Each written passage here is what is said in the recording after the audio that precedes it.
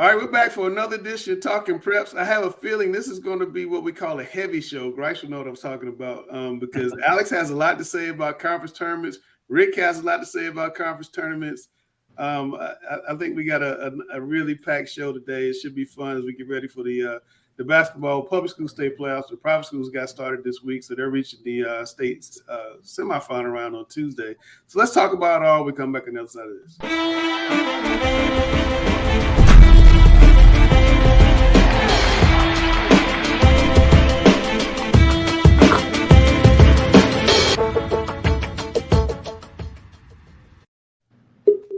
All right, we're back with another episode of Talking Preps. I want to bring in Carlin Dixon, the head girls basketball coach at Malik Creek.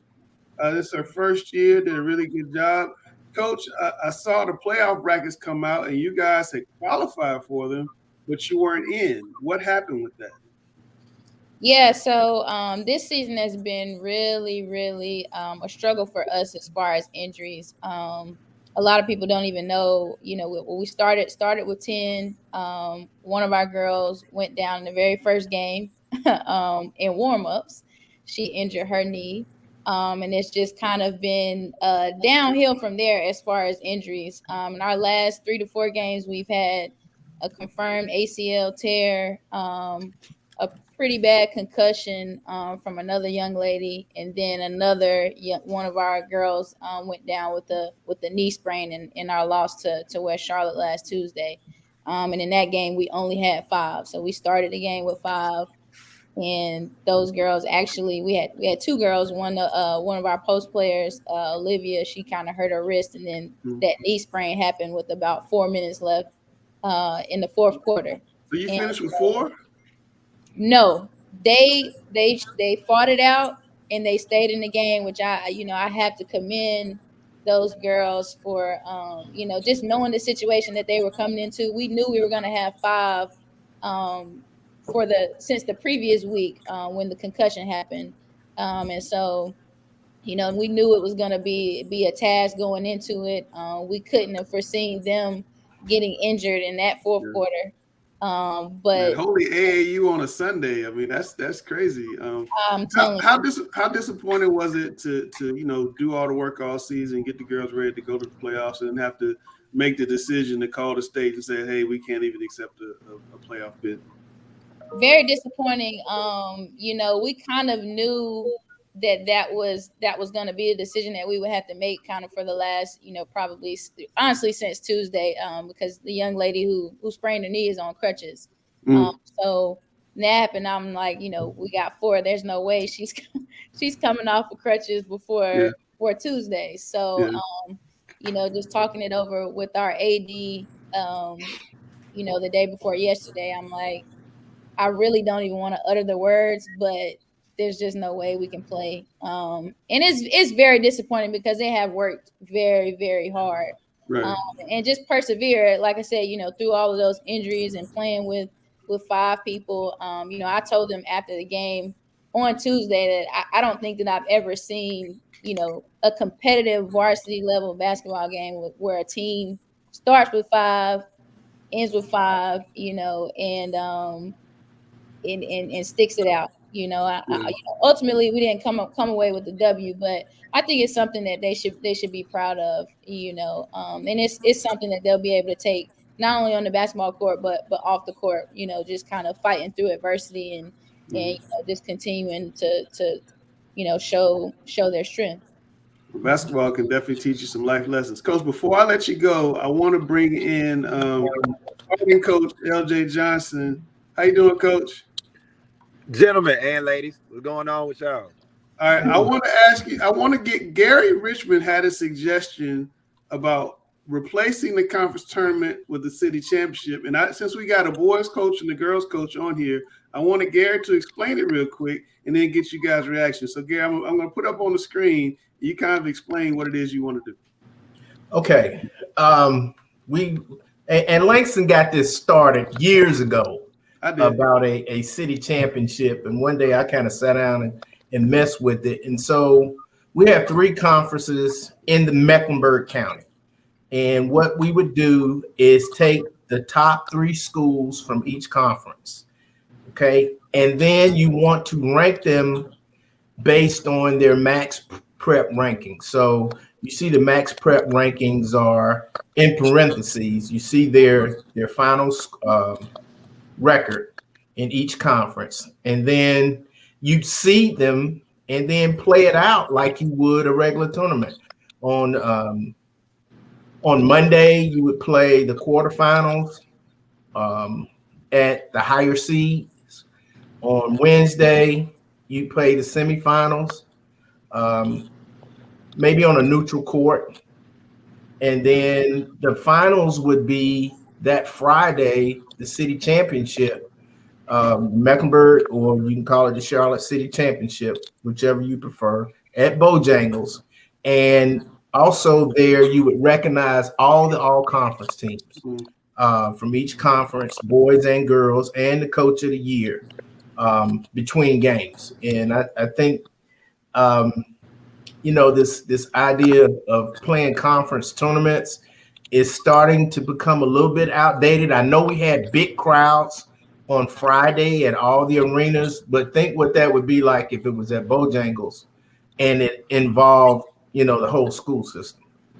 And so that's the idea I came up with as to how you would format a city championship. Yeah. What we've been ready to run into is some teams will end up playing each other 4 times before the season is over. They're going to play 2 regular season games, a conference tournament game, and maybe in the state playoffs. And that gets kind of redundant. I think a city championship would give kids an opportunity to grasp onto something, because only one team is going to win the state. But if you got a city championship, maybe that can kind of come in second to a state championship. I think a city championship in some ways could come in first. Okay, Coach Johnson, you're seeing this is a girls' example on the screen, but what would you think about not having the SOMAC conference tournament and doing a city championship? How's it strike you? I mean, that sounds fantastic to me. I was always a fan of when the Dale Curry Classic, the shootout was in town. Yeah. At Bojangles and at Charlotte Latin when it was over there, how you kind of had the regional bracket, how it featured a lot of the Charlotte teams and things like that. And just when you consider all the surrounding areas, how they have their own county conference championships, county championships and tournaments and whatnot. I think that it's a great idea for the city of Charlotte, just because of how much it's growing. All these kids know each other. They're friends with each other. A lot of the chatter goes back and forth about, man, if we played y'all, we'd beat y'all and things like that. So I think it's a great idea. I think another problem that you would probably is like a lower seed that needs the conference championship, the conference tournament to kind of enhance their opportunity to get into the state playoffs, needing to make a run in that. If you take that away from them, then that hinders their opportunities of getting in if they don't have anything else to play for and stuff like that. And I think there's a way we've seen that in a couple of instances. I think. Yeah, I think there's a way to include those teams in addition to a city county. You can still have an alternate tournament for those teams. Coach Dixon, how's that strike you, the city championship idea? I mean, I think it's a really, really good idea. I think, we actually talked a little bit about it, Gary and CJ and I after, during the men's championship, on Friday. And I think it's an awesome idea. I too remember playing, in the Dale Curry and in the Bojangles tournaments around Christmas time. And it was just a different atmosphere, being a Harding, University alum. We had the opportunity to kind of play against Mallard Creek during that time, and that was like our chance to kind of get at them, even though they weren't in our conference. So I think it just makes it even more competitive, in my opinion. And that's kind of what it's all about. Not running and ducking any smoke.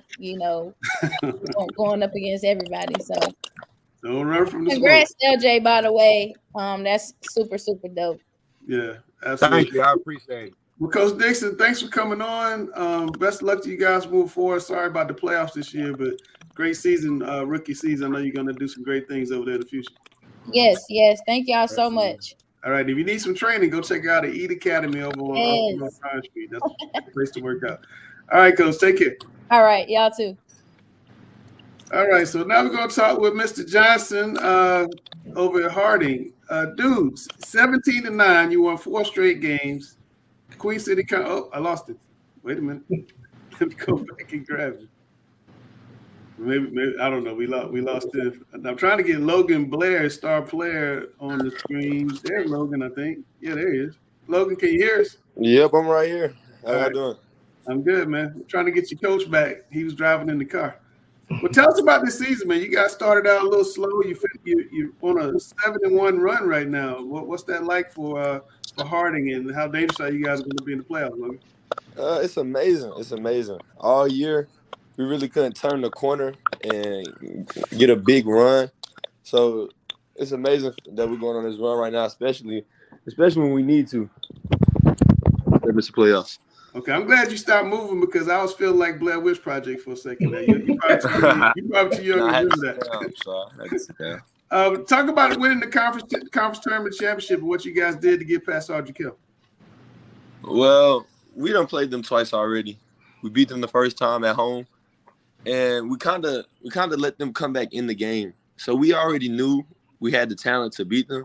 So when they came over here the second time, we kind of was short man, and they got away with one. You know, they stole one from us. So when they came back here for the conference tournament, we was hungry to win. So when they came in, we was just ready to play. And we executed every play down the stretch, and we ended up winning. Yeah, I saw you mention after the game you dedicated to your cousin or somebody that had been injured. Who was that, and what happened with that? Yeah, my cousin Braylon Hamrick. He got hurt before basketball season playing football for Harding, and he was really just my motivation. He's one of the main reasons why I transferred to Harding. Mm-hmm. And without Braylon, I don't think I'd be where I am, today. So why you say that? Because the transfer really changed my whole development. LJ, when I transferred to Harding, it changed my whole development process. Okay. Well, tell me about this team, because you guys started out the year 5-1. Then you went through a stretch where you were 2-5, and then you come back in January. You had 3 straight losses. But since then, like I said before, you guys have been 7-1. Is everybody just getting healthy? You guys are starting to believe? What was it to turn the season around? Well, everybody wasn't healthy, but I can never use that as an excuse. We just wasn't all the way locked in. So during that winter break, we didn't get enough time together. We didn't get enough time together to sharpen up on our defense or our offense. So it was kind of real sloppy. Yeah. And like you said, we was short man. Yeah, Coach, same question for you. How'd you guys get this thing turned around? I think the shortened season, especially in Mecklenburg County, we thought we was gonna have 14 games. We only ended up having that first round of our conference last year. I didn't get a lot of reps for a lot of guys that have to play a lot this year. So it just took a lot. They just needed to see it. They needed to go through the ups and downs of it and just get groomed that way. We watched a lot of tape in between those trials and errors.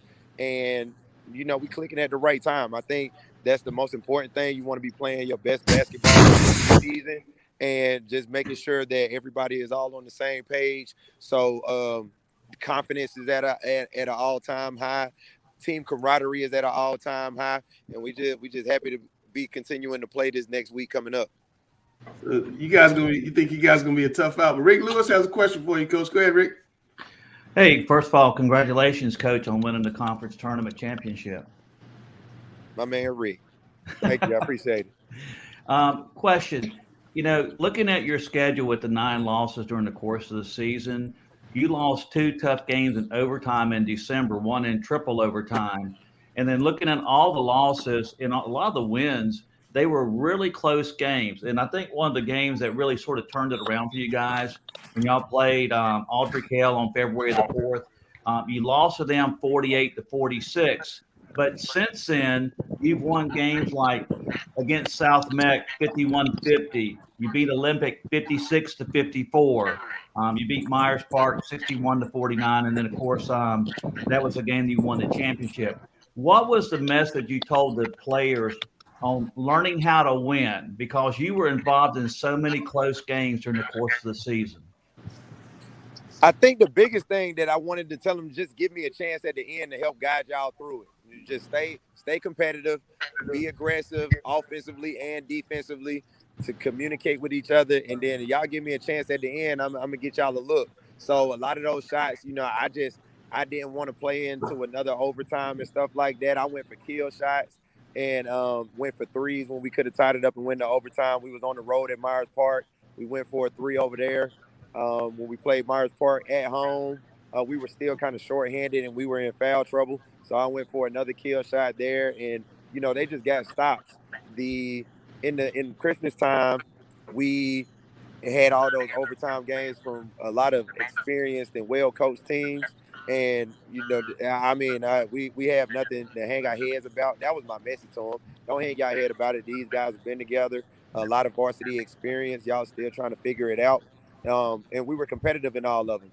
And all of those teams were playoff teams. So it was nothing really to hang our head about. Just learn from it. So like I mentioned earlier, with us getting a lot of film in and a lot of reps and practice and things like that, they just had to go through it. They all growing pains and things like that. So, as in the past where I might have hammered down in practice a little bit more about guys not finishing, I was a little bit more on the upbeat guy, on the upbeat end with them. I let Logan handle the hammering and stuff like that, just because he's seen it, and he was a part of two really good teams in the past. I just let him go ahead and take care of the aggressiveness in the locker room and stuff like that. So he had it.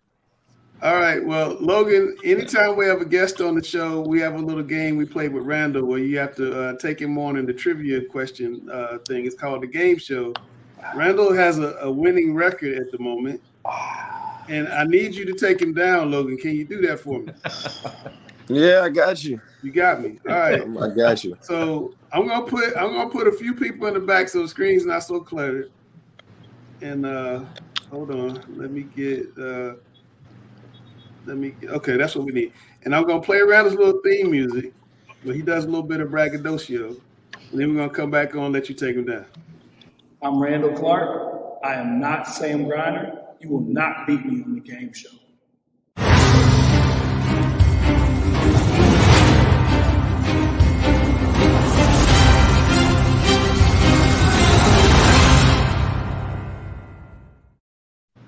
Okay, Logan, here's the rules. You go first, but you have to let Gary read the question before you answer. And then Randall will go first on the second question. We'll go opposite, okay? But don't answer. All right, say that one more time. You're going to answer this first question. Okay. But let Gary read it before you answer. And then on the second question, Randall goes first. Then we'll alternate. All right. All right, so Gary's going to read you the first question. Here we go. Okay, the NBA All-Star Game was held Sunday night. Kareem Abdul-Jabbar played 19 All-Star games. LeBron and Kobe, 18, have played the second most. Which of these players is next with 15 All-Star appearances? A, Tim Duncan, B, Michael Jordan, C, Karl Malone, D, Dirk Nowitzki. All right, Logan, let's go. Thanks for 15. So, I'm gonna say B. Michael Jordan. What you got, Randall? I'm going to go with the big fundamentals, Mr. Tim Duncan. Dang, gon' it. Randall's got the lead. Yes, sir. Oh, man. That's what I was going to choose. Oh, yeah, he's tied with Kevin Garnett and Shaq, 15 each. Jordan, Malone, and Dirk have 14. So, Yep. All right, so let's go to question 2. You got to rally now, Logan. Don't let him get away from him because he starts playing four corners. He starts doing funny things with his picking.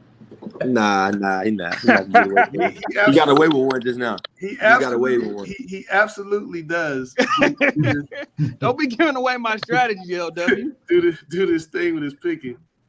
All right, go ahead, Chelsea. All right. Complex Magazine calls Lil Baby the best rapper alive right now. What's his name? A. Harvey Specter. B. Dominique Jones. C. Mike James. Or D. Lewis Ross. Randall. B. Dominique Jones. Dominique Jones. What you got, Logan? I got B. That is the correct answer. So Randall's still up 2-1. That was too easy. Y'all got that was way too easy. I'm guessing we both like Lil Baby. Yeah. He did that really fast. That's a little disappointing. I got another Lil Baby question. All right, Gary. Okay. Lil Baby's new hit song, Do We Have a Problem, is number 2 on the Billboard Top 100. Which female star is on the song with him? A, is that Shorty? Sweetie. Okay. It's got an A in there. I love it. Go ahead. I love it. B, Lil Kim. C, Cardi B. D, Nicki Minaj. All right, Logan, what you got? I got D. D, Nicki Minaj. Barbie, what you got, Randall? Man, this is my song. D, Nicki Minaj. I know this one. It is the Barbie. Yes, that is the I correct know answer. this one. Hey, we should give Lil Baby questions more often on here. I like it. Yeah, Lil Baby, man. Yeah. I got you. These questions too easy for y'all. This might stump one of y'all. Let's see. I'm not missing no more. You know what I mean? I feel you. I'm gonna let y'all know All that right, right now. All right, That sounds good, Logan. All right, Chelsea. All right. Which actress will play Catwoman in the new movie, The Batman, next month? A. Naya Rivera. B. Anne Hathaway. C. Zendaya. Or D. Zoe Kravitz. Randall. I'm going to go with B, Anne Hathaway. B, Anne Hathaway. Logan.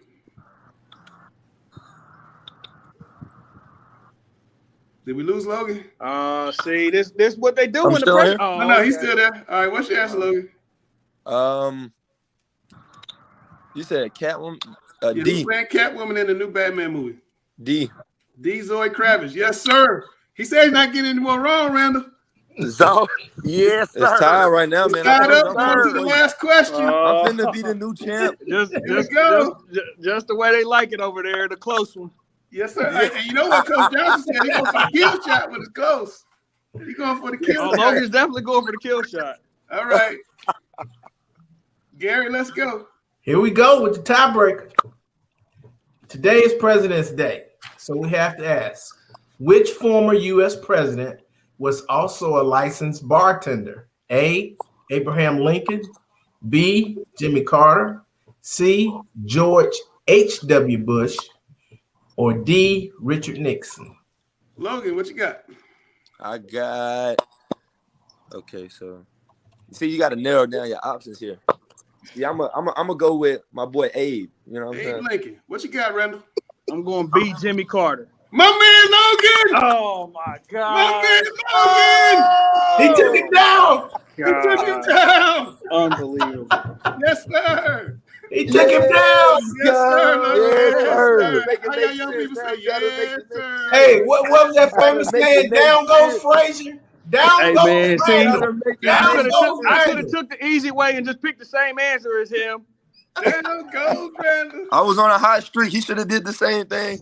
Oh man, You Logan, this is literally the second time I lost all season. The man called his shot, Randall. He said he's gonna knock. He did. He said, "Listen, he did say he wasn't gonna miss any more." So. He called his shot like that. No more. That's I the won't most miss it no competitive more. kid I've ever ran into. So I knew he was locked in after he missed the first one. I love it. Yeah, because I was like, what? I love it. Well, Coach and Logan, good luck to y'all in the playoffs, man. Thanks for coming on. You guys having a great run. I wouldn't want to see Harding, and I know at the end of the game he's going for a kill shot. So you may give it away some strategy to your opponents, but There it's all it is. good. Thank y'all for having me. All right, thank you. Good luck, Coach. All right, guys, take care. Thank y'all. I appreciate that. They're having too much fun over there. Harding sounds like. All Hey, right. that's a nice gym. That's a nice new gym they got over there too. Oh, it's beautiful. It's absolutely beautiful. And I hope they can fix the football field as well. That's the next thing they need to fix. All right, it's time for Chelsea's World, and I guess me and Coach Rick and Gary got to get out of no, me, Randall, and Coach Rick got to get out of the way and let Alex take it over. Here we go. So this week I interviewed Heritage senior Justin Moden, and this season in the NAC, I think it's the NAC 7 conference, he led in points and assists and was top 5 in steals. And I've been able to go to a few Heritage games this, past season, and I think he's a kid who really plays with all his heart, really fundamental, and puts it all every game. It's Chelsea's World, and we're happy to live in it. So let's see what she's got this week.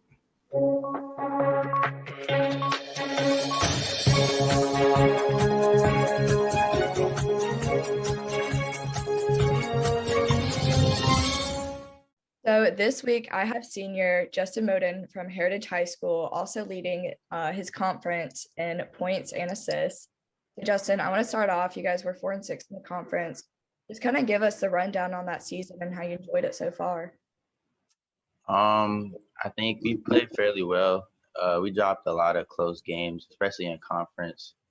It was a younger team, so a lot of guys, like, it was their first varsity experience, like, especially in conference. It's like, it's different, I would say, than non-conference games. So, like, we did drop a few. I would say towards the end, though, like, we really came together. We took care of business of the teams that we were better than, like Roseville, Nightdale, and then we snuck Wakefield early on. We upset them at home. So 4-6. I'm not gonna say I'm happy with that, but I mean, I'm happy with the way my team played. For sure. Couldn't really ask them for much more. I think they played like as best as they could. I get that. And you've had a lot of experience with this Heritage basketball program, and this also being your senior year. Kind of talk about the leadership role that you took on both on and off the court. Yeah. So, I mean, I had the opportunity to like play behind some really good guards at my time at Heritage. Lucas Taylor, Trey Waller, Kyler Bowden. He's at Ferrum now. And like those guys when I was younger, they really showed me like what it takes to be a winning team, what it takes to be a great leader. And I would say as I was a senior, like learning from those guys, I was able to, implement what they taught me and kind of keep the same kind of culture we have at Heritage. Like even off the court, I made sure the guys, like we ate before games. Like I made sure everybody was at school. Try to get them shoot around before games. Like during practices, just make sure I'm vocal. And then so like guys like we have on our team, Jared Bush now, like I want him next year to be able to do what I did and what people did before me. For sure. And Justin, like said earlier, you led the conference in points and assists. Just kind of talk about your game on the court and really what makes you a threat. I would say what makes me a little bit different from everybody else is my ability to get to the mid-range. I think it really keeps my defenders off balance because, like, as a 3-level scorer, like, you don't know what to expect. So, having the ability to get to the mid-range, then, like, being able to play off that, like, throw a hezzy in there, get to the basket, or, like, stay back and shoot a 3. Like, I think my defenders have to respect, like, what it is I'm going to do. They really, like, are on their toes. They don't really know what's coming next. And then I would say definitely I tried to play a little bit, like, better defense. I really tried to focus on defense, especially in conference. Like, that's, like, what wins and loses games. And I think I did pretty well on the defense side of the ball. And then rebounding, like, as a guard, average, I think, 4 rebounds, which, like, isn't too bad. Like, I wanted to be able to, like, show the toughness, I would say, as a smaller guard and getting rebounds. I think I was able to do that. For sure. And this can also be both in conference versus out of conference. But what's one game this season that really like stood out to you, and whether that be personal performance, team performance, win or loss? I would say there's 2 games that stuck out to me the most. The first one would be when we played Jordan in the Christmas tournament at Central.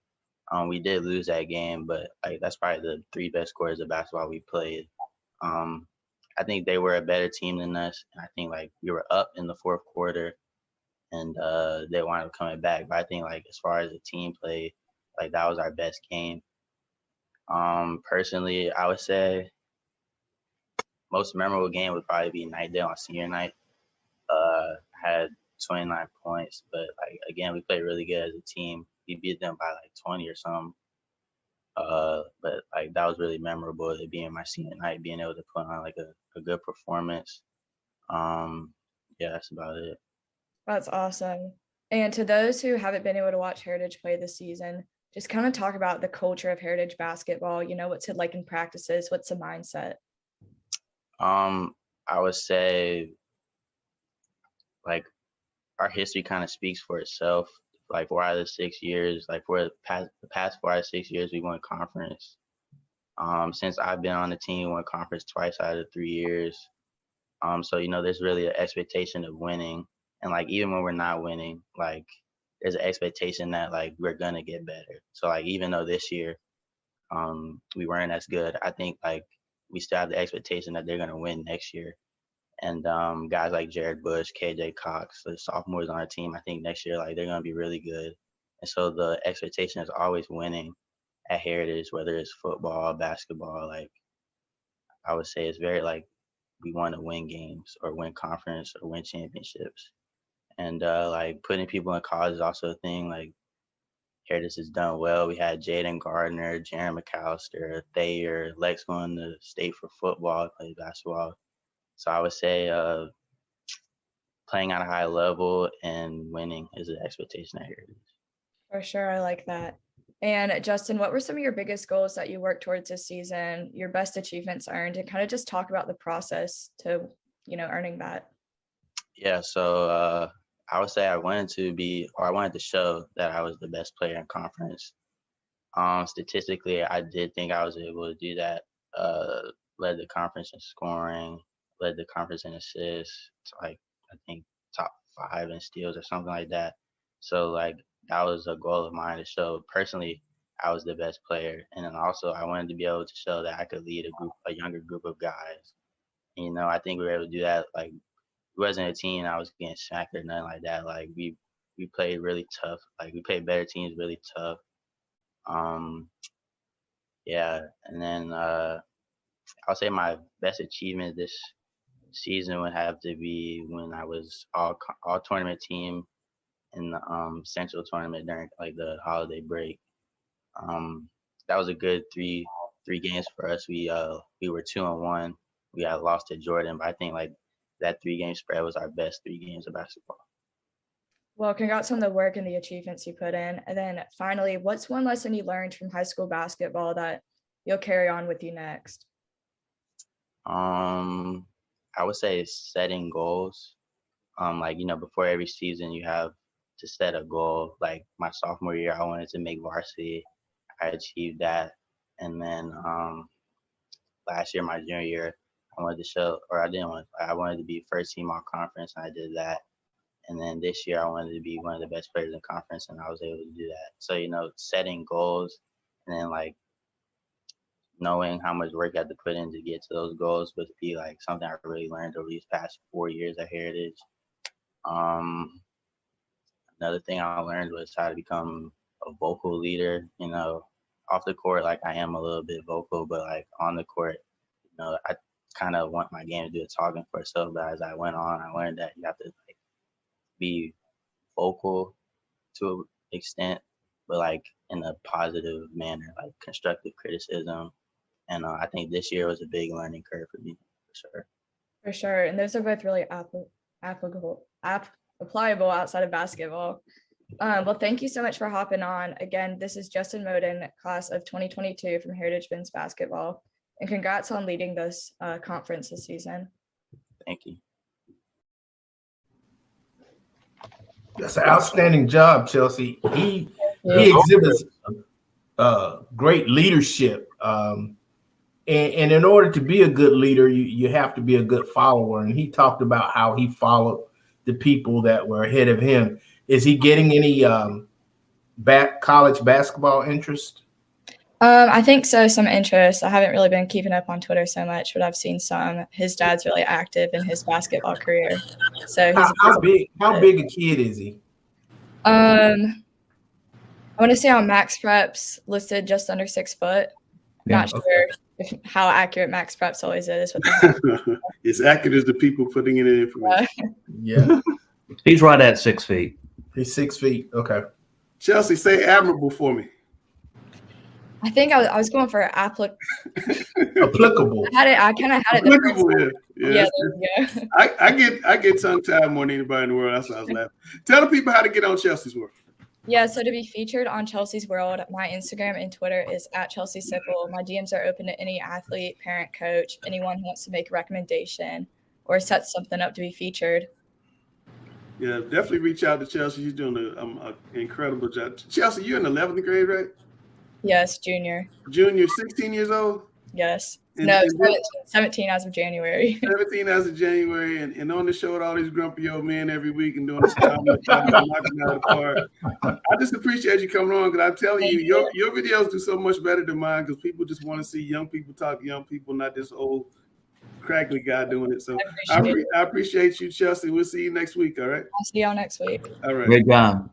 Good job, Chelsea. Good job. Simple. We've been really lucky with Kenzie and Chelsea being on the show. We'll have Chelsea for one more year. So if you want to be on Talking Preps and do what she does, reach out, because we can even ask somebody in the fall for football. We got a lot of special surprises for football coming. Can't wait for you guys to see those.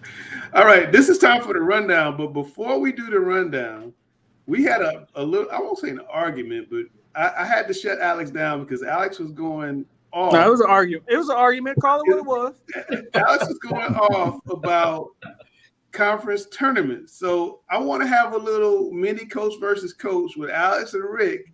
Subject matter. Alex, you first. Should the NCHSA in the conference tournament format, is it time?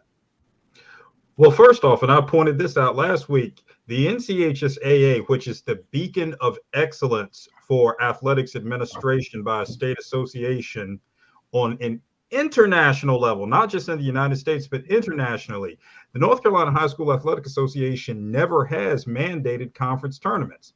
This is something that each individual conference has decided to proliferate for decades. And conference tournaments continue to be what they have been for so long, an absolute fraud. I'm waiting for the day when conferences stop trying to defraud the public with this absolute scam, proliferating the notion that a season can be capsulized in 3 to 5 days. No, absolutely not. A conference champion is the team that over the course of, let's just take conference play, about a month or so, 4 to 6 weeks, that in playing each conference rival on your home court and on their home court, comes up with the best in-conference record among all the teams. That is your conference champion.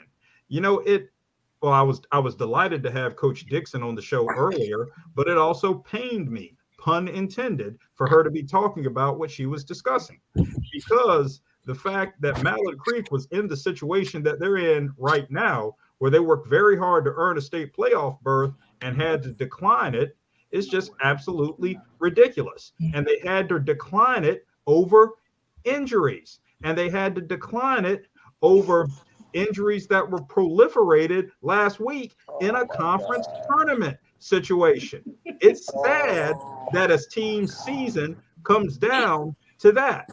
But at the same time, we first and foremost must look out for the health, safety, and wellness of student athletes. So it should not have come down to a conference tournament ruining that for Mallard Creek. It pains me literally that happened. And lastly, as for this whole notion of conference tournament environments, about kids playing in front of arenas full of people in a conference tournament situation. Hold on now, you can't go bunny rabbit on Rick and take his argument before he gets the mic. Now you can't do that. This ain't all right. That's fine. So long as I have the opportunity to rebut. Okay, go ahead. You have the opportunity to rebut. All right, Richard, your turn. After this past week, just going out and really just watching the environment at both the Greater Metro 4 and the Northwestern events that I went to, and also across the state of North Carolina, almost every single conference tournament had jam-packed, crowds. It was overflowing crowds. The crowds were enthusiastic. And I went and looked at the number of games that was decided by like 1, 2, 3, and 4 points. There was over 7 games last weekend that was decided by 1 point alone. The amount of excitement at the conference tournament is unequal. And also, if we're thinking about the student athlete, we only have one state champion. So a lot of times what happens during the course of the season, and especially in a COVID era, you may have a situation where a team has injuries. They've had postponements or cancellations due to COVID. You may have a situation where, a high school has a lot of football players on their team. It takes them a lot during the season to gel. And case in point, you look at Harding, which we just had LJ Johnson on here. They finished 3rd in their conference. They were not guaranteed a spot in the NCHSA playoffs. They won that tournament, which guaranteed them a spot in the state championship. I think for a lot of these student athletes, playing a conference tournament is exciting. It's great to play in front of 1,200 plus fans. And I think basically it gives those young men who may not have the opportunity to play at the next level, it also gives them another opportunity to play for something, and that is they want to play in the state championship. And I think that's a win-win for the fans, the school, and also the players. All right, Randall, when Alex was talking, I saw the reaction. I saw this is my point. This man loves education. He tells me how important education is. And guess what? When I go to school for these 12 weeks, and those grades matter. But guess what? At the end of the semester, guess what I have to take? A final exam. And so guess what the conference tournament is? That's the final exam. You played your way to a certain specific ranking. And then we go have this conference tournament. And so for these 3 days, you have to win. I was at the Charlotte Catholic East Met game Friday night. That game was 2 teams that knew that in order to make the state playoffs, that they had to win. It was a dogfight. They both got after it. And at the end of the day, Charlotte Catholic, who was the 4 seed, I believe, They won. And so now they get to play on Tuesday. I think if you get rid of the conference tournament, we're basically saying that, hey, things happen, but it doesn't really matter because, over this 6-week period, that's how we're going to decide, who the best team is. Yeah, it could be. But then you have these situations where these lower ranked teams understand the situation of if we don't win, our season's over. Harding, Charlotte Catholic, and I'm sure there were some other schools, but that's a prime example of what makes the conference tournament so special is that a lot of these teams know it's either win or go home, literally. Right. And another good example was Lake Norman. They finished 4th in the Greater Metro 4A, and they had to win 3 straight games in order to qualify. Yeah. But I think too, when you don't have a conference tournament and you don't have a postseason to play for, when you have the lower seeded teams at the end of the season, and they have maybe 3 or 4 games left, and they know there's no chance to play for anything else, they're not going to play with the same amount of passion. But when you have the opportunity that you're saying, hey, finish the season strong, and like you said, we'll take the final exam next week, we have an opportunity. You're giving those young men off each individual team. It doesn't matter whether you came in 1st, 2nd, 3rd, 4th, 5th, or 6th. You're giving everybody an equal opportunity, one last chance to play, to go to the big dance and play for a state championship. I'm going to say something I very rarely say. Rick has moved me off my position. For years and years and years, I've advocated for a city championship in place of a conference tournament. I would still like to see a city championship, but I've also have said we could do it over the holiday break before or after Christmas or some combination of that. I would like to see that. I do like the idea of having conference tournaments for the reasons you guys named. But Gary talked about this last week. We need to have them all in Charlotte at Bojangles. That would be so phenomenal. Or UNC Charlotte, wherever you want to put them, that would be so phenomenal because then you can. They couldn't get everybody into the Queen City, and they actually moved some kids out. But if you have it at Bojangles, you can have 5, 6, 10,000 people in there, and announce the all conference teams. I don't think any conference in North Carolina does a really good job of announcing their all conference teams, and especially these all tournament teams. Like these all tournament teams are afterthought because as soon as the game's over with, everybody runs out. And there's, the kids are standing there, there's nobody watching. I want to make a big deal out of that. And I think having it at Bojangles would allow CMS to kind of showcase the very best of itself. And I think in these days and times, we need to do that.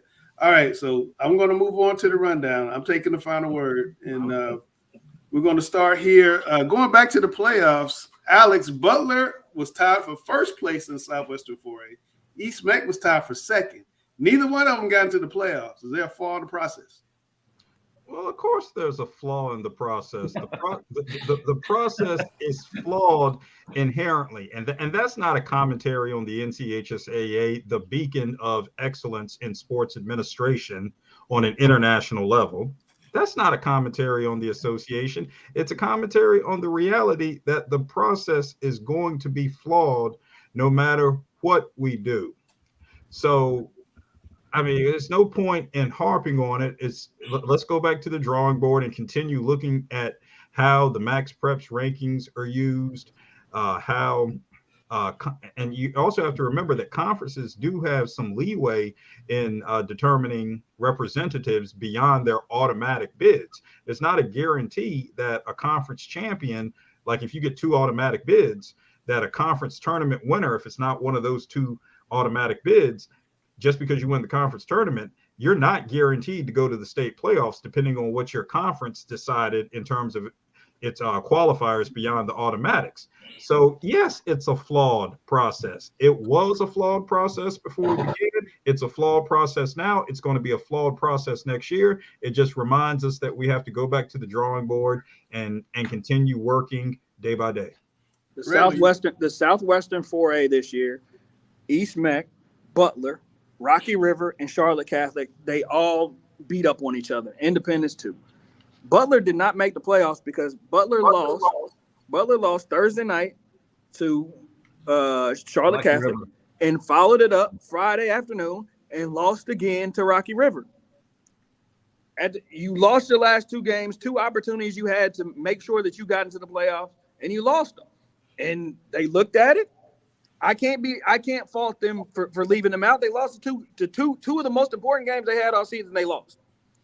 East Meck has a legit argument. They made it to the final. They finished second in the conference. I think they have a better argument. But again, like I said in my previous statement, Charlotte Catholic, East Meck, both teams knew in order to get in, we got to win. Only one winner you can have. Okay. Well, Randall, right back to you. The NCISAA Final Fours are set. You know, in the girls, we have Raven Gap, Wesleyan, North Raleigh, Cannon. On the boys' side, Greensboro Day, Cannon, Latin, and Carmel. Are there any surprises there, and do you have any predictions about what's going to happen? The double bye struck some people in the butt. Like we talked about last week, you know, the double bye can be a double-edged sword, and going the whole week without playing a basketball game seemed to hurt some people yesterday. You know, I think on the girls' side, Latin, you know, being there in the Final Four, you know, Raven Gap being there in the Final Four, I think is a little bit of a surprise. I mean, North Raleigh Christian, obviously with Amani Lester, Cannon's been rolling all season long. I think they've been playing with a chip on their shoulder. If you look at Twitter, they're definitely playing a chip on their shoulder. Listen, I try to. They got a ringleader over there, and I try not to pay too much attention to what he likes to tweet out, because he's tweeting every hour on the hour. But yes, no, I mean, I think they've had a great run. They are playing some really, really good basketball, and they have a lot of good pieces that fit together. So I think, you know, Cannon's going to have a shot. I'm guessing they'll play North Raleigh Christian in the championship. So how they guard Amani Lester is obviously going to be huge, and we'll see who ends that one. On the boys' side, I think Greensboro Day and Carmel have been on a collision course all season long. Mm-hmm. That Latin Carmel game on Tuesday night is going to be exceptional. But I think, you know, the size of Carmel will probably wear on Latin. It'll be interesting. Latin doesn't have a Cade Tyson. That could be they don't have a Cade Tyson. No. That is for sure. But you know, I'll be interested to see how Coach Badgett and Coach Berger, you know, 2 defensive-minded coaches, try to guard each other. How Latin's going to guard Cade, and also how Carmel's going to guard Ned Hull. Rick, I'm curious. Cannon 15-14 in the semifinals, knocked off Providence Day, which was the regular season champion, the only team in that conference to beat Providence Day. Are you surprised about Cannon? More surprised about Cannon, or more surprised Providence Day is not here? Well, at the beginning, I had, you know, basically, I think last week we picked, you know, Carmel, Greensboro Day, Providence Day, and Latin. And on my, you know, 5th seed, I had picked Cannon. I think on paper, Providence Day had the most talent of any team overall in the private school sector this year, except for Burlington School. I think if you look at Cannon, what basically happened is a couple of things. Number one, Cannon's back-to-back state champions. They lost Christian Reeves due to transfer to Oak Hill. So, they were anticipating having Christian on the lineup. The second thing that happened was Austin Schwartz, who's one of the top sophomores in the state, was injured for the majority of the season. He came back at the MLK event we had at Carmel, where they played Weddington. And they played Weddington to a very close game. It was like a 2 or 3 point game. Right. But if you look at the losses of Cannon during the course of the season, and I think it goes back to the thing with Che Raw, he'll play the toughest competition. He's not worried about the individual record during the course of the season.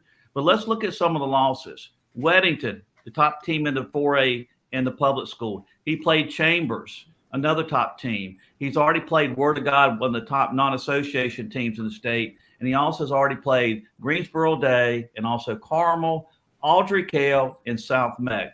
That's what you call running the gauntlet. And yes. Also, they were, so many times nowadays you have injuries, but the other thing that we're dealing with now in high school basketball, and going back to the argument why you have to have a conference postseason, in a day of COVID, so many situations occurred during the course of the season where kids are either out for COVID or you have a postponement or a quarantine. And it really does affect the chemistry of the team overall. So, if you look at Cannon, they had beat Providence Day earlier at Providence Day. They lost to them at home. So I'm sure Che Roth going into Providence Day had a healthier lineup. You had Austin Schwartz almost 100%, and also could tell his team, hey, we beat Providence Day already on the road. And, the game went in overtime, and they won in overtime. And now, Che Roth is back, in the hunt for the state championship. 30 in a row making the Final Four for Cannon. So congratulations to them. Providence Day was had a lot of injuries, a lot of nagging foot, ankle type of things. And Trey Horton, one of their starters, was out with a knee injury sustained in practice during the week. So I don't know. I mean, sometimes that week off, like Randall said, maybe you try to do a little. It's a great matchup for Cannon too, because coming off a team like Providence Day that doesn't play with great pace, and kind of it's gonna be a low scoring game. I mean, you go to Freddie on Tuesday, it's gonna be a low scoring game. Yeah. You're gonna have to find a way to make shots and win that game. So they're gonna be coming off of Friday night. They should be, or last night, Saturday, they should be ready to go Tuesday. Cannon is actually very impressive. I like Schwartz is the lead guard, and Nick's big body coming downhill, and then they got Karan Boyd cleaning up on the other side. And Isaiah Henry, the freshman. I mean, they have a lot of talent, for sure. And they have that experience, like Coach says. I think they'll get, and they beat Greensboro Day at Greensboro Day a year ago en route to winning their back-to-back state championship. If I was picking right now, I still think Carmel's going to win it all, but we'll have to see. Well, the other thing too, Langston, is Cannon played Greensboro Day earlier in the season and lost, but it was a very close game. Yeah. Traditionally, Cannon always plays Greensboro Day to a really close game. Now, traditionally, both teams have been very, very good, but don't count out Cannon going on the road and making the upset against. Oh no, not at all. Because one thing Che does have, his teams can play with such a pace and kind of entice you to play faster than you want to play. And I know Randall's talking about a 49-40 type of game, but sometimes they'll get Greensboro Day into a track meet, and that's not what Greensboro Day does well. They really kind of goad you into playing that way. And they got Providence Day a little bit like that too, because Providence Day wants to play that slow down 2-minute possession type of game. Right. They got sped up last night and it hurt them. And I was there and it hurt them in that game. Gary, with so many NCHSA first round games, are there any that catch your eye or potential second or third round matchups that you look at and you say, man, I like to see that game? The one that catches my eye is on the girls' side would be Independence and North Meck. I think that's going to be a good one. And what intrigues me is last year, North Meck's best player, Jessica Timmons, transferred to Independence to play for Coach Galvanari, who we also know as Lauren Lewis, who played at North Meck, and Dwayne's daughter. Yep. And it kind of presented an awkward situation for a North Meck player to leave to go play for a former North Meck North Meck player whose dad also coached at North Meck. Mm-hmm. And, it kind of hurt North Meck's girls' season last year, and they bounced back. Coach Baker has done an outstanding job at North Meck this year. Yeah. And so that game kind of intrigues me is North Meck Independence. Alex, anything jump out at you on the public school side? Yes, I'll go on the boys' side here. In the 4A East, the Wakefield at Wake Forest game. These schools are separated by less than 5 miles and have had 3 tough games already this season. Wake Forest won 2, Wakefield won in the conference tournament. They'll be back at Wake Forest again for a 4th meeting. I'm intrigued not only because of these nearby rivals, but I'm also intrigued because I can't help but think that we'll probably see the DJ that Wake Forest has had at all of its home games sitting in one corner of the gym, creating an absolute distraction and disrespecting the game, and frankly creating a safety issue on the court. I want that DJ to be gone. That has nothing to do with the game. And as Gary Richman said earlier this season, if you want to stand out, play well. We don't need a DJ on the baseline. You're creating an unnecessary distraction. I knew that. And one other game of note. And this is what's going to catch on the 4A West side. Okay, is the Weddington game. It doesn't matter who Weddington plays because Weddington is going to catch my attention every time, because Weddington is the kind of team that you want to watch at this time of the season, because they play the game the way it's supposed to be played, and they do the one thing that you have to do to put yourself in a position to compete for and win a state championship at this time of the year. Get on deep. They do that. Hey, I think before we move on to the next one, a couple big games. Myers Park, Charlotte Catholic Tuesday night on the boys' side is a game that I have circled. Pat Tibnan, Vaughn Thomas versus Sir Muhammad and Elijah Strong. Both those all guys that work out with you, Randall. That's not fair. Not all of them. Pat and Elijah do not. It's gonna be interesting to see how they match up, though. I think they're 2 teams with tremendous size and tremendous athleticism. I'm excited to see how they match up against each other. Second round matchup on the girls' side, I'm looking at Chambers versus South Meck in the second round. I think that's gonna be a game. That's what I'm talking about. That right there should not happen. You should have Randall, 2 conference champs playing. Hold up, Randall. Yes, sir. You do know that South Meck got to get past Hickory Ridge first, don't you? I understand. I understand that. I understand that, and I knew that when I said that I was gonna get stopped by you. But I'm just saying, if I'm looking forward and looking at the bracket, what I'm trying to see, that is one of the matchups I'm trying to see. You picking chalk. No, I hear you. I got an email today from a Hickory former superintendent of Hickory Schools who's mad that Hickory's not in the Observer 316, Rick Lewis. And one of the matchups I'm looking ahead to is Hickory as a number 1 seed in the 3A playing West Charlotte on Saturday. I know Hickory hadn't had the chance to play a lot of the ranked teams we have around here, but they're going to get a chance to play who I think is the best 3A team, or one of the 2 best 3A teams in the West is West Charlotte. I think West Charlotte Central the Bears are on a collision course down the West. And as I look at the 4A, like Randall said, I think that's a huge game. Harding and South Meck looks like a really good first round game to me as well. Myers Park, Charlotte Catholic definitely going to be one, but it should be a really fun public school playoff. I think Saturday has a chance to be really, really special for public schools. It's also private school state championship day, so hopefully some of you public schools will play a little early so we can see all these games on Saturday and not have to miss any. But I think it's Langston, I had on the 4A. I agree with the point that Myers Park and Charlotte Catholic will be a really good game. But how about the Harding versus South Meck game? Yeah, that's what I just said. Yeah. Also on opening. But here's another team that you might want to could sneak up on some people, and that's Porter Ridge. Looking over their resume for the season, they're 19-7. They lost to Audrey Kell. Mm-hmm. They lost to like Carmel. They took Weddington to a 2-point game later in the season. I'm looking at the brackets. They have South Caldwell first round. If they win that game, they'll probably play the Chambers game versus Lake Norman. I would assume Chambers. I wouldn't want to play Chambers. Chambers is going to be mad, and they're really talented. They're going to be a lot of people in Waterloo that they get to Weddington down the road. Well, here's the thing that I worry about Chambers, and I've said this all year long.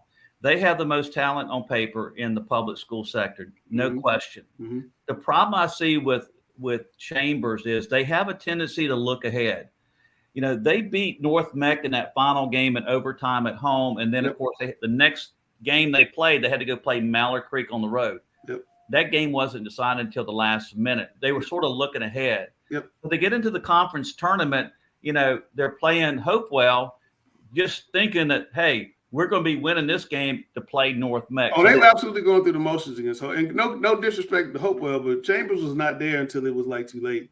But sometimes, Rick, taking that loss late in the year is good for a team. It kind of refocuses them. And I think now, knowing that there is no tomorrow, it doesn't matter if we look ahead or not, there's no tomorrow. I just think Chambers is going to be I would not want to play. I would not want to look at my bracket and see Chambers down there. And Chambers and Weddington down the road, if it comes to that, that could be like a state championship worthy game. But now we got to find. If they all win, Chambers will play Weddington in the fourth round, which would be the quarterfinals. Yeah. That could be one heck of a game. What side of the bracket? I hadn't looked at the boys' bracket. What side of the bracket is North Meck on? Are they on Weddington's side or Chambers? No, they're on the opposite side. They're on the bottom side. They got the 11 seed, which that was hard to believe. Yeah. Now, going back to Hickory, as far as in the Sweet 16, I wasn't sure they were in the viewing area. Yeah, no, they are in the viewing area, so you gotta have to hook them up next week. All right, so there you go, Hickory. So that's on Coach Lewis. We all make mistakes, but take care of you. All right, it's time to find out who's one more question on this. That Hickory West Charlotte game. Where is that going to be played? Higher seed. So it'll be at Hickory. It'll be at Hickory. Yes. Does Jacoby Davis have one of his assistants assigned specifically to make sure that Donovan Raymond's foul count is correct? Strange things happen in Hickory to CMS teams. I mean, strange things happen to CMS teams in Hickory. I wouldn't want him to be told that Raymond has 4 fouls in the second quarter and he actually has 2.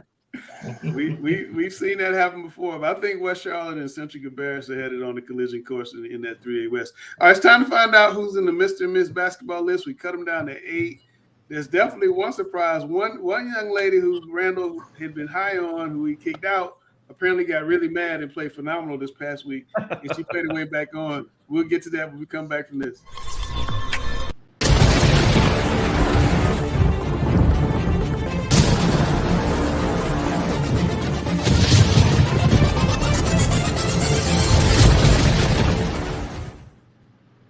So, Randall, we call Blanca Thomas Shack because she's so big, and you kicked off the list, and looky here, she's right back. Listen, when you come to the conference tournament and you average 24 points, 15 rebounds, 3 blocks, 2 steals, 2 assists, you have no choice but to get back on this list. She had a great week. And another young lady that had a terrific week was Mia Holloway over at Chambers. She dumped in 33 Friday night on North Meck. And just playing at a very, very high level. All these people that are remaining on this list, their team led their teams this year. Most of them are ranked high when we look at the playoff seeding. So this is going to be very, very fun to see how everything shakes out as we get to the end. Gary, any surprises here? Alex, any surprises? No surprise. I'm just happy he put some people back on here from Mecklenburg County because he eliminated them all last week. Hey man, we gotta acknowledge everybody. Randall got a lot of hate mail last week. Those small schools get left out a lot of times. So last week I had to make sure they were taken care of. Hey, everybody needs to leave Randall alone because if everyone remembers what I said last week, yes, I did say that it was noteworthy that there were no Charlotte Mecklenburg student athletes on the list. But I also said that it's gonna come back around. I said it last week. So everybody leave Randall alone. All right. Well, we're gonna stick with 8, I think, for 1 week, and then we got to cut it down again to 3, and then we'll pick our winner. Hopefully before the state championship game. I think I've been saying it all year, but that's going to be the plan. I'm not sure if I'm able to stick to it. Hopefully before the state championship, we're going to name Ms. Basketball from North Carolina. And let's take a look on the boys' side and see what Mr. Lewis did, who's been loath to change his list all year, but he had to change it this year. He had to cut it down this week, rather. What do you got? One thing I've learned, Randall, is you're a glutton for punishment. You know, all the time. Hey, I'm on the firm belief if you come up with a list, you stick with it. They only get mad at you one time. Right. When you change it every week, they're going to get mad at you every week. Exactly. See, you're an expert. I need to follow your lead, Coach Lewis. You know, I just had to narrow it down from 12 to 8, which is really difficult. And the most difficult thing is, you know, every week, Lane said, who you want to add? And I go, I add someone, I have to remove someone. So again, I'm looking at this list and, you know, Jordan Crawford is leading North Mech, who, you know, I do think North Mech, and I agree with Langston as a team, we probably need to look out for. You know, they're learning to play without Jeremy Gregory, and they lost 2 games, advance and overtime. And I think they could be winning a tournament, could be peaking at the right time. You know, Silas Emery's one of the top players in the state. Freddie DeLeon, we talked about him. Chase Lowe, you know, you look at, you know, state champions last year, they won 18. They're 25-0. They won 43 straight games. Paul McNeil's in the conversation. Daniel Sanford, Kay Tyson, Patrick Wessler, all top players in the state of North Carolina. It's a great list. I think any of those guys could definitely be Mr. Basketball. You know, we always kind of see somebody maybe emerge as the playoffs get going, but, you know, we still have a little bit of time left before we get down to it. You know, I don't envy you guys. I've picked these things for years and years. I know what it's like to catch heat for it. All right, now let's check out the state basketball rankings.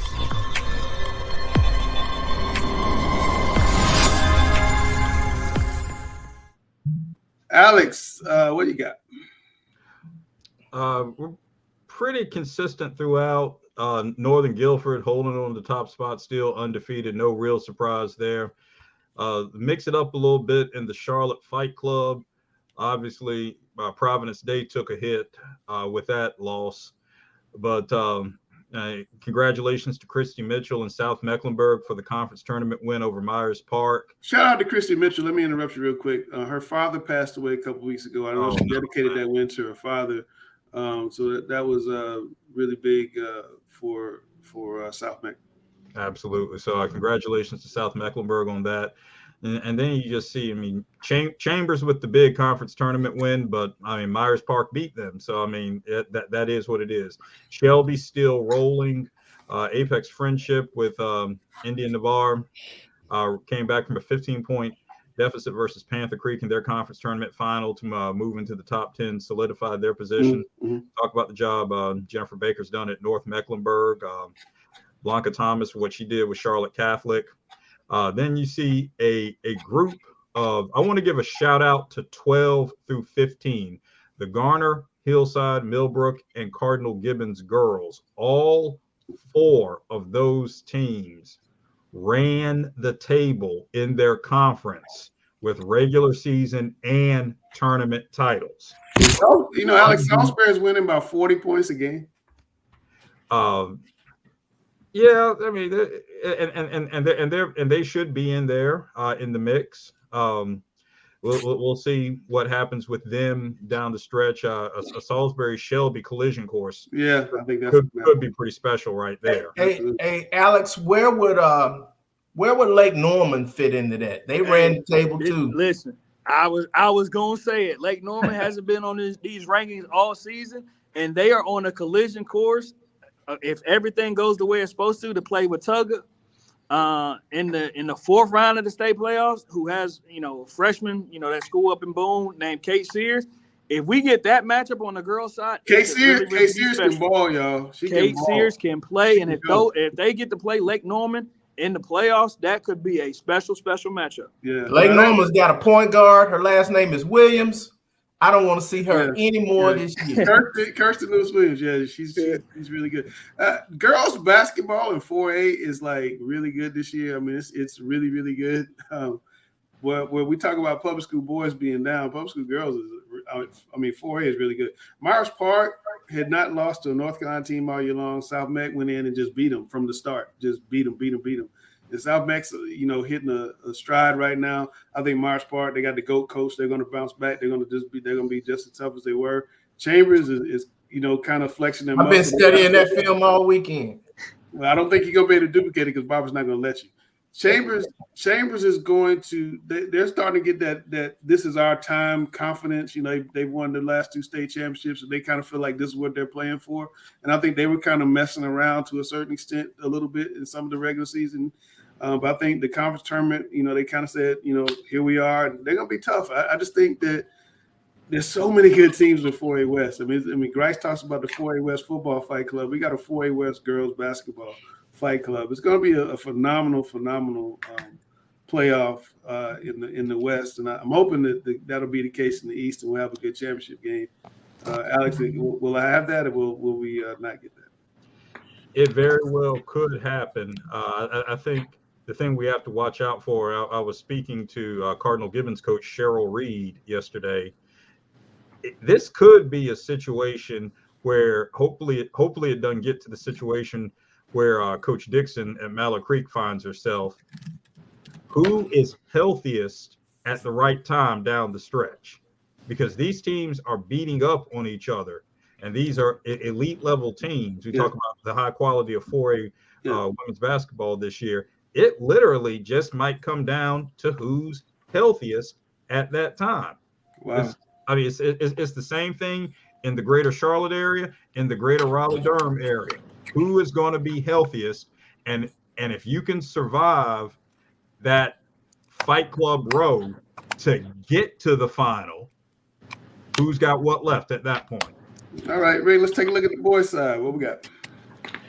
Not a lot of change at 1, 2, and 3, and Burlington School checks in at 4. A lot of people may question why I have North Mecklenburg ahead of Chambers, since Chambers beat North Meck twice at overtime.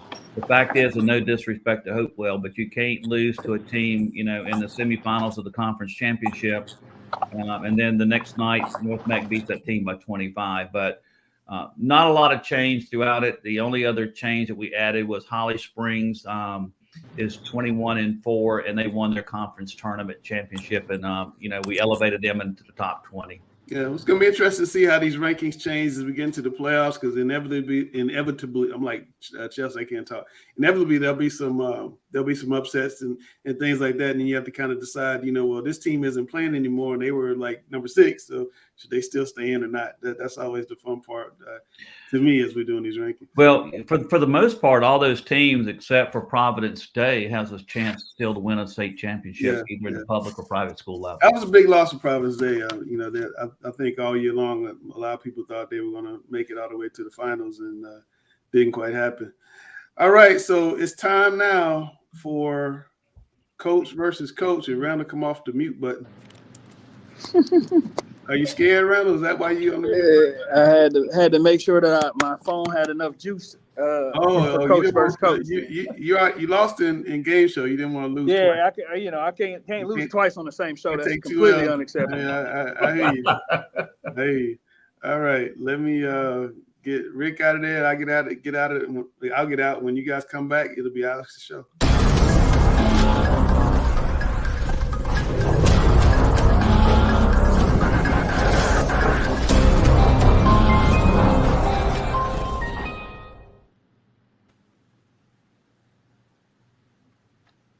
All right, here we are, coach versus coach, Sir Randall Clark and Sir Gary Richman. And Randall, I'm going to begin by helping you out here. You said you can't lose twice in the same show. Well, you win the coin toss. So there's your win right there. So you already won something. So you can start us off here.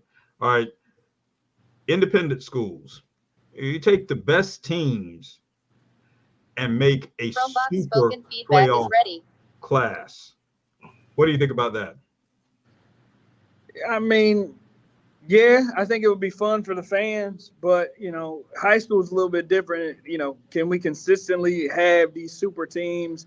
Can we consistently have this super playoff class? I think that becomes the interesting factor. I think it just depends on how you're going to put it together and what the qualifications are going to be for everybody. Gary? No.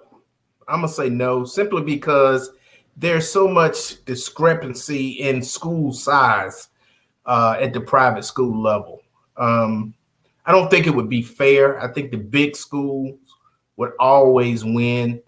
This is not the 1950s Hoosiers movie where, the little guy has a chance to knock off the big guy. I don't see it happening. I think they need to stick with what they have.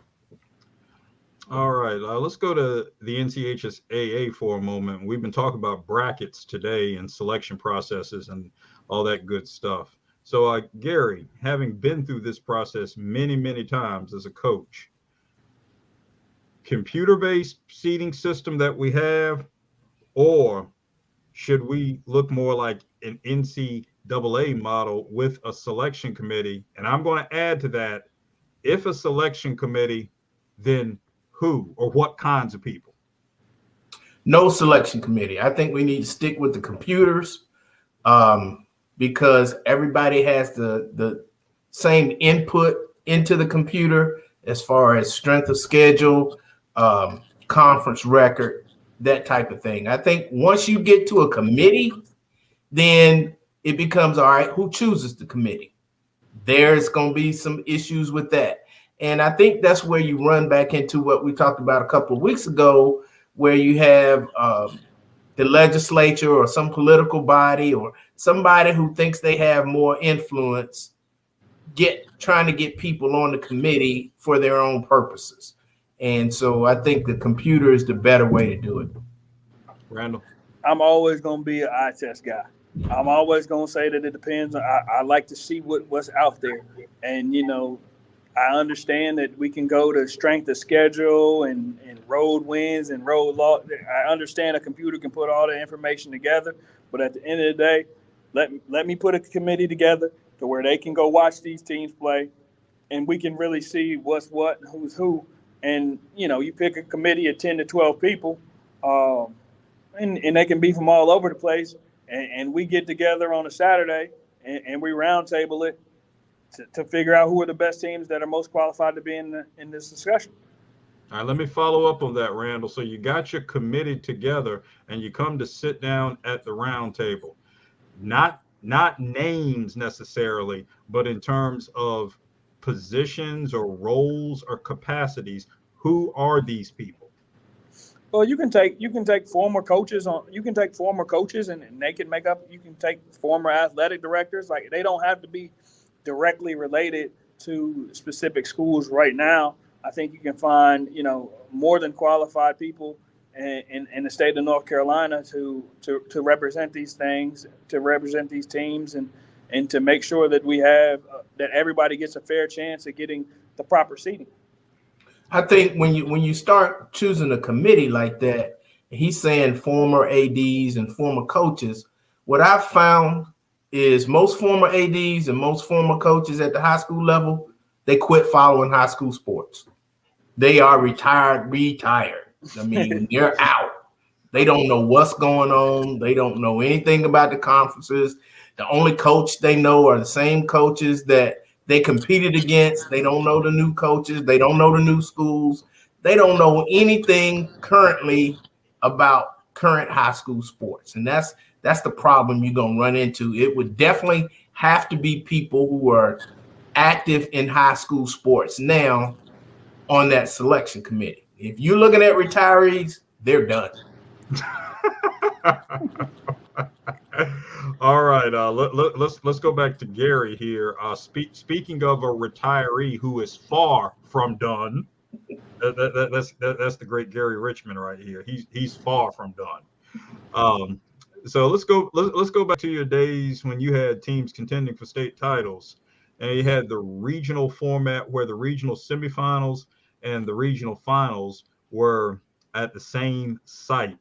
and you had that whole regional week. So what would you think if the NCHSAA went back to a model that would allow someone like Langston Wirtz to do one of his favorite pastimes and spend an entire week in Hickory?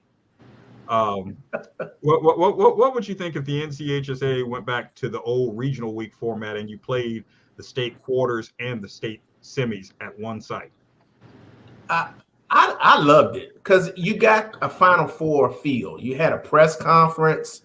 You got to answer questions from people throughout the region.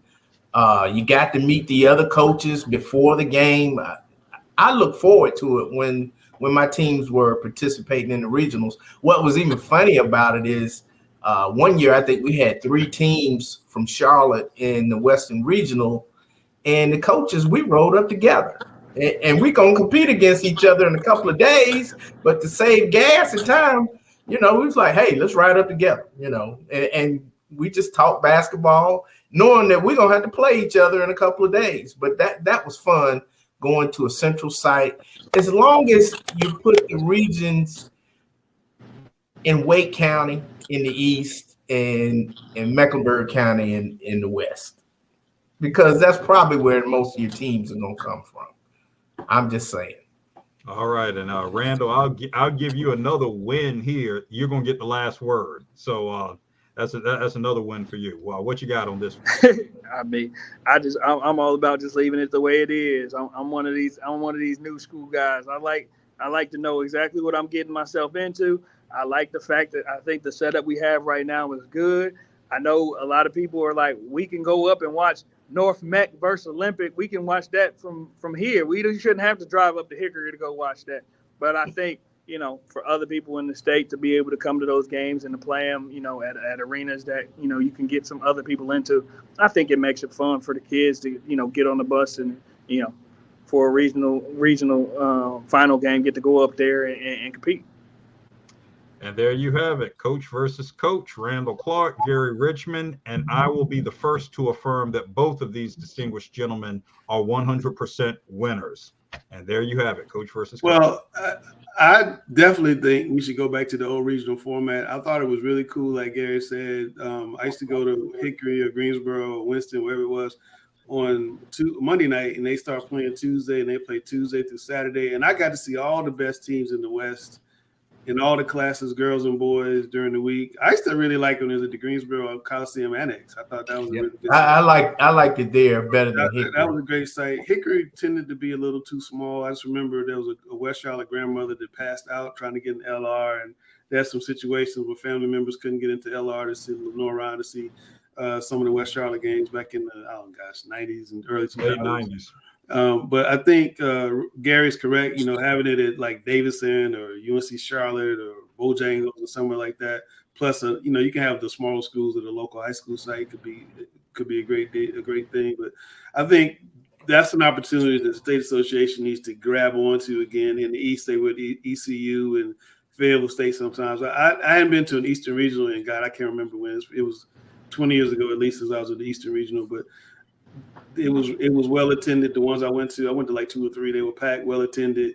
And it's like Coach Lewis says with the conference tournaments, it gives everybody a chance to come together. And I think when you can bring really good teams together and celebrate them, and getting that regional championship in front of multiple teams and multiple fan bases is more impressive than getting it at North Mecklenburg High School in front of the same fans that are there. So I really would like to see the state go back to the old regional week format. I think that's something that's necessary and needed. And since we're getting on the backside of this pandemic, I'd love to see us go back to that. Speaking of the pandemic, a lot of school systems are going mask optional.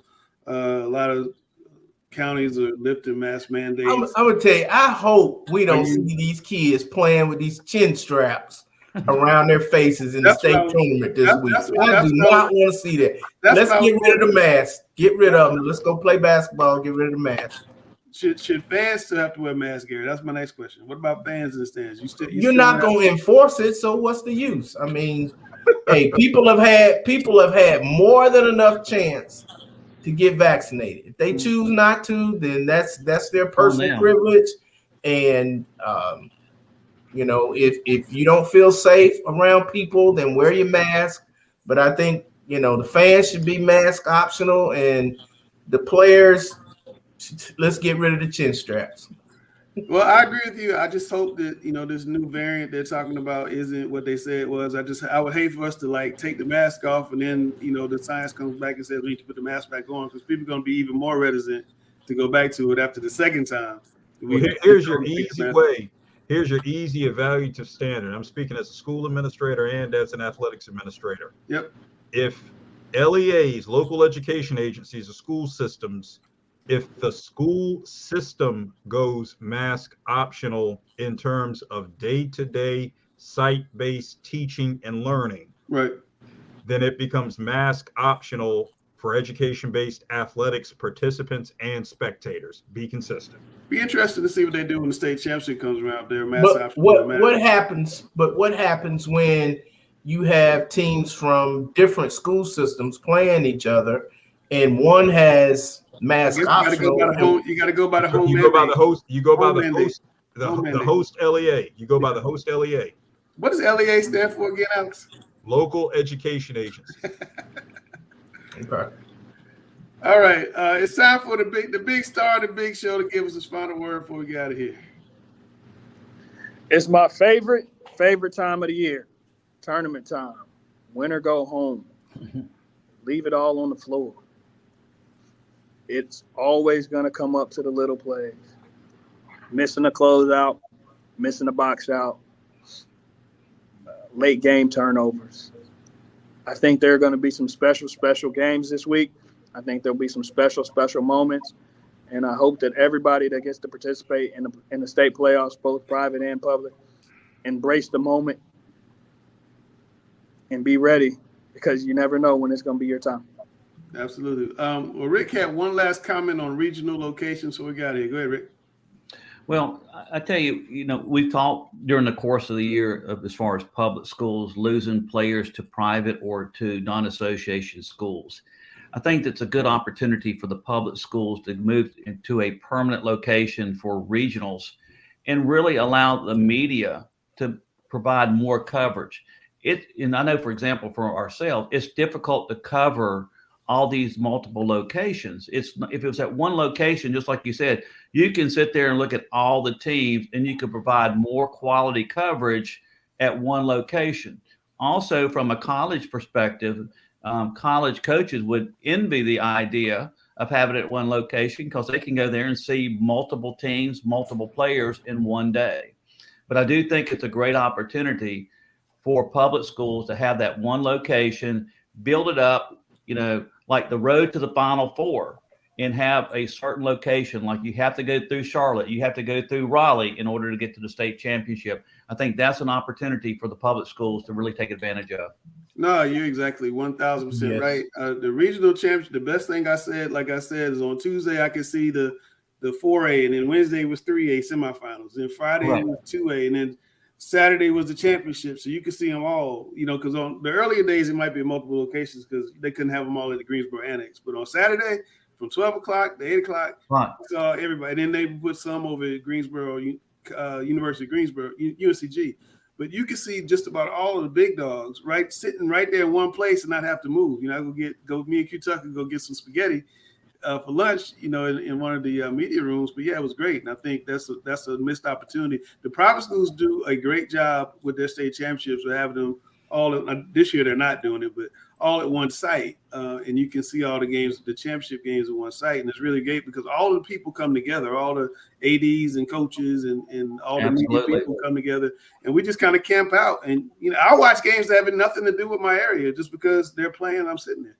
So don't you think the players of the teams that are going to the state, to the regionals, probably like the idea of going somewhere like a certain area? Yeah, but you get excited. Back when I started, all the state championship games were in Chapel Hill. So everybody says, I want to go to Chapel Hill. I want to go to Chapel Hill. That was the big thing, get to Chapel Hill. So what you're saying is right. I want to go to Charlotte for the regionals. I want to go to Raleigh for the regionals. I think the state association definitely needs to jump on that. As they make this merger with the State Board of Education, Alex, maybe that's something you can suggest. I know you have connections up there. And one last comment, Links, and I want to really emphasize this, especially with the NCHSAA. there might be some outliers, like, for example, what you saw last night at Providence Day with the jam-packed crowd for a private school game. Mm-hmm. But the thing about it is there's no, and I'm putting this in my blog for Wednesday, there's no environment like the public school conference tournament championships in the state playoffs. For young players, whether they go play collegiately or not, to have that opportunity to play in front of 1,000 to 2,000 fans, I think is priceless. I think it's an experience that if I'm at the public school level, I'm going to really enhance that and talk to my players that you don't want to turn this opportunity away to play in this kind of environment. I think it was special up there at Greater Metro. That tournament up there in Lake Norman, that place was packed. There was more than 1,500 people too. The fire department may be coming up there. That place was packed, and it looked like a lot of fun. My man, Coach, shout out to Coach Holloway, played really well for Lake Norman up there. But fellas, it's been a great show. We're right at 90 minutes. I said we're gonna be heavy, but I'm not gonna be heavy. So we'll come back next week. We'll talk about regional round of public school playoffs and state championship winners on the private school side. I'm Langston. That's Alex. That's the contrarian. That's Gary, my friend, my frat brother. That is Randall Clark, the best trainer I know. And last, that's Rick Lewis, who is the #1 voice of North Carolina high school basketball. And we are Talking Preps. Thank you so much, guys.